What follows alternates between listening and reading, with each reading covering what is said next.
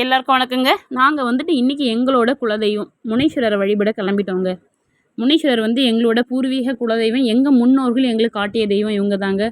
இவரை வந்துட்டு நாங்கள் வந்து வருஷத்துக்கு ஒரு டைம் இவருக்கு பூஜை போட்டுருவோங்க. ரொம்ப சிம்பிள் பூஜை தாங்க. நம்ம தலைவர் வந்து ரொம்ப ஏழைக்கேற்ற எல்லோருடைய நம்ம வந்து நம்மளுடைய எளிமைக்கு ஏற்ற மாதிரி தெய்வங்களை நம்ம முன்னோர்கள் நம்ம கொடுத்துருக்காங்க பாருங்கள்.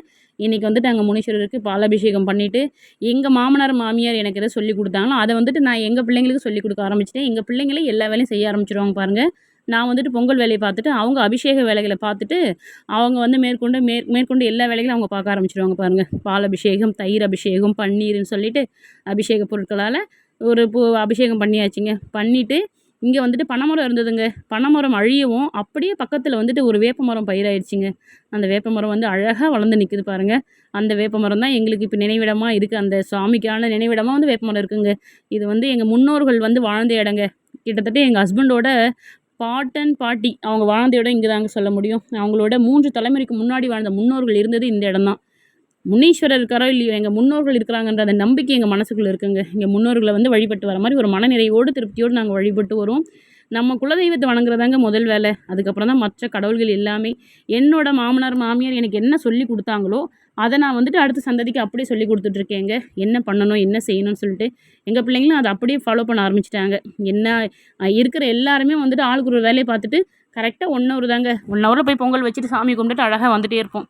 பிள்ளைங்களுக்கு இந்த எக்ஸாம் வர்றதுக்கு முன்னாடி ஆரம்பிச்சிடுவேன். இப்போ வந்து ஸ்கூல் ஸ்டார்ட் ஆக ஆரம்பிச்சிருச்சு. அதனால் ஸ்கூல் ஸ்டார்ட் பண்ணியாச்சுங்க.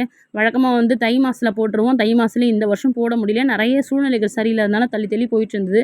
எங்களுக்கு என்னவோ இப்போ தான் வந்து முனீஸ்வரர் அப்பாயின்மெண்ட் கொடுத்துருக்காருன்னு நினைக்கிறேங்க. அதனால் நாங்கள் இன்றைக்கி வந்துட்டு எங்கள் பிரார்த்தனையும் செய்ய ஆரம்பிச்சிட்டோம். பொங்கல் வச்சுட்டு அதுக்கப்புறம் சுவாமிக்கு எல்லா அபிஷேகம் முடிச்சுட்டு சிறப்பான அலங்காரங்கள் பண்ணிகிட்டு இருந்தாங்க. எங்கள் குட்டீஸே எல்லாம் பண்ண ஆரம்பிச்சிட்டாங்க பாருங்கள். அவங்க பண்ணிவிட்டு சுவாமிக்கு வந்து நம்ம தீபாராதனை காட்ட வேண்டியதாங்க.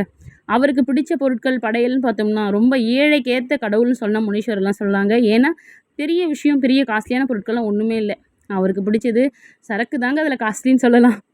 அந்த சரக்கு, சுருட்டு, அதுக்கப்புறம் வந்துட்டு நம்ம போகிற பிஸ்கெட்டு, அதுக்கப்புறம் அவல் பொரிக்கடலை இதெல்லாம் தாங்க. ரொம்ப எளிமையான உணவுப் பொருட்கள் தான் வாங்கி நம்ம படையல் வைக்க போகிறோம். ரொம்ப சிறப்பாக இருக்குங்க இந்த பூஜையை போடுறதுக்கு.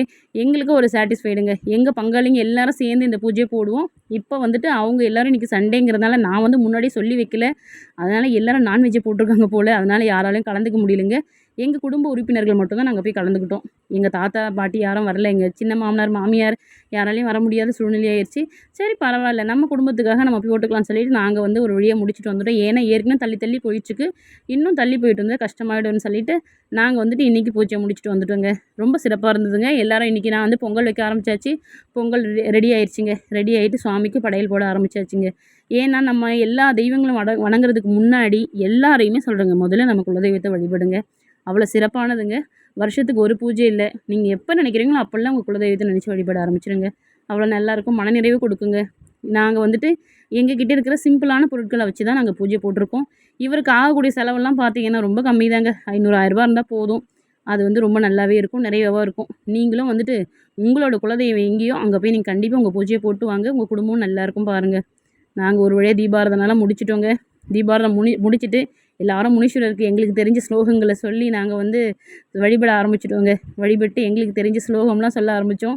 நாங்கள் வந்துட்டு இந்த 108 பூச்சிகள்லாம் வச்சுருக்கோங்க. அதெல்லாம் வந்து நம்ம தீபாராதனை எப்போ காமிச்சு நாங்கள் அவருக்கு தேவையான ஸ்லோகங்களை சொல்ல ஆரம்பிச்சிடும். அந்த பதிகங்களை பாடிட்டு எங்களுடைய பிரார்த்தனைகளை வந்துட்டு கடவுள்கிட்ட சொல்லுவாங்க. அதுவும் வந்துட்டு நிறைய விஷயங்கள் சக்ஸஸ்ஃபுல்லாக தான் மாறும் பாருங்கள். நீங்களும் உங்கள் வழிபாட்டை மேற்கொள்ளுங்க. சக்ஸஸ்ஃபுல்லாக இருங்குங்க. அதோடு அங்கே வந்து திருவதி அம்மன் கோயில் இருக்குங்க. அங்கே போய் வழிபட்டு வந்திருந்தோம். இந்த சூளம் வந்து இப்போ தாங்க சித்ரா பௌர்ணமிக்கு வாங்கி பிரதிஷ்டை பண்ணியிருக்காங்க. 14 வருஷம் குழந்தை இல்லாதவங்க இந்த சுவாமிக்கிட்ட வேண்டுதல் வச்சு அவங்களுக்கு பெண் குழந்தை பிறந்திருக்கு. அதனால் அவங்க வந்துட்டு இந்த சூளத்தை வாங்கி வச்சுருக்காங்க பாருங்கள். ரொம்ப நல்லாயிருக்கு. நாங்கள் அப்படியே திருவிதி அம்மனை நாங்கள் தரிசனம் பண்ணிட்டு வந்திருந்தோம். ஏன்னா நம்மளுடைய கிராமப்புற தெய்வங்களில் திருவிதி அம்மன் தெய்வம் வந்து ரொம்ப மூத்த தெய்வம். அவங்கள வழிபட்டு நாங்கள் நல்லபடியாக வீட்டுக்கு வந்தோங்க.